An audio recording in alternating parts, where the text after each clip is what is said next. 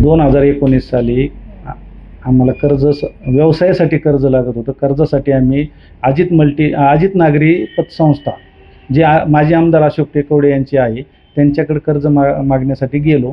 तर त्यांना कर्ज मागणी 26 आणि 28 मार्च रोजी आम्ही 2 अर्ज केले. ते अर्ज आमचे मंजूर होऊन आमचे 40 आणि 25 लाखाची कर्ज मंजुरी झाली. 30 मार्चला आमचे गहाणखत बी झालं आणि त्यानंतर पैसे जे फर्मच्या अकाउंटला यायचे होते ते पैसे काय आले नाहीत आंध्रा बँकेच्या हडपसर शाखेत. तिथून पुढं आम्ही बरेच वेळा त्यांची मागणी केली, पण त्यात काय ते आज उद्या करून टाळाटाळ केली. नंतर आम्ही थोडे दिवस शांत राहिलो आणि आणखी काही दिवसानंतर आम्हाला जप्ती ताब्याच्या नोटिसा यायला लागल्या. त्यावेळेस आम्ही चौकशी केली असता आम्हाला त्यांनी पेपर मागितले, ते पेपर दिले नाहीत. मग आम्ही माहितीच्या अधिकाराखाली कलेक्टर ऑफिसवरून ते पेपर मागवले. तर त्या पेपरचा अभ्यास केल्यानुसार आम्ही कर्ज मागणी 26 आणि 28 मार्चला केली होती, पण आमची कर्ज मंजुरी 15 मार्च 2019ला ठराव क्रमांक 4 संचालक मंडळाच्या यातच मंजूर झाला होता.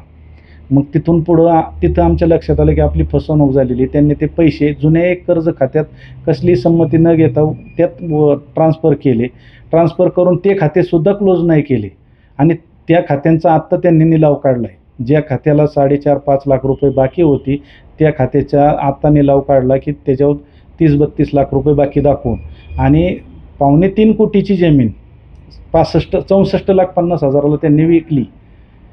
आता असा मला प्रश्न पडतो माझ्यासारख्या एक सर्वसामान्य शेतकरी कुटुंबाला की सरकारचं म्हणणं आहे की बेरोजगार तरुण शेतकरी पुत्रांनी उद्योजक व्हावे, पण हे उद्योजक होताना आम्हाला अर्थशास्त्रात किंवा बाकीच्या कागदपत्रात आम्ही खूप अडाणी आहोत. तर याचाच हे लोक जे माजी आमदार आहेत अशोक टेकवडे झाले, त्यांचे पुत्र झाले, त्यांची मिसेस झाली, परत राष्ट्रवादी अजित पवार गटाचे जिल्हा अध्यक्ष का उपाध्यक्ष आहेत ते वेल्लेकर, हे संचालक मंडळ हे सगळं आमचा फायदा घेतात का असं वाटायला लागले की सहकाराच्या नावाखाली खाजगी सावकारकी करून उद्योजकांना हे संपवायचं काम चालू आहे यांचं. आणखी हे लोक धमके बी देतात की आमच्या मागं सत्ता आहे, मुख्यमंत्री आहे, तुम्ही आमचं काही करू शकत नाही. ह्या पद्धतीने धमकावण्याचं म्हणजे आमच्याच जमिनी लुबाडायच्या आणि आम्हालाच परत धमकवायचं. हे कुठला न्याय आहे? कसं जगायचं आणि कसं काय व्हायचं? हे टोटल आणि सहकार विभागातले सगळे अधिकारीसुद्धा पैसे घेऊन किंवा कसं असेल तसं ह्यांच्या बाजूने निर्णय देतात. आम्ही तिथं सुनावणीला गेलो की आम्हाला बाहेर हाकलून लावतात. 1-2 वेळा गेले, तिसऱ्या वेळेस त्यांच्यासारखा निर्णय. कुठलीही शहानिशा कागदाची करत नाहीत. काय सत्य परिस्थिती काय त्याची कसली हे न करता जे त्यांना पाहिजे तसे ऑर्डर देतात. वसुली दाखला काय असेल ते सगळं. हे आता हे सगळी शेतकऱ्यांची पिळवणूक कशी थांबणार आहे? आणि माझ्यासारखे असंख्य हे अशोक टेकवड्यांच्या संस्थेत अजित मल्टी आणि अजित नागरे हजारो जणांची पिळवणूक झालेली आहे.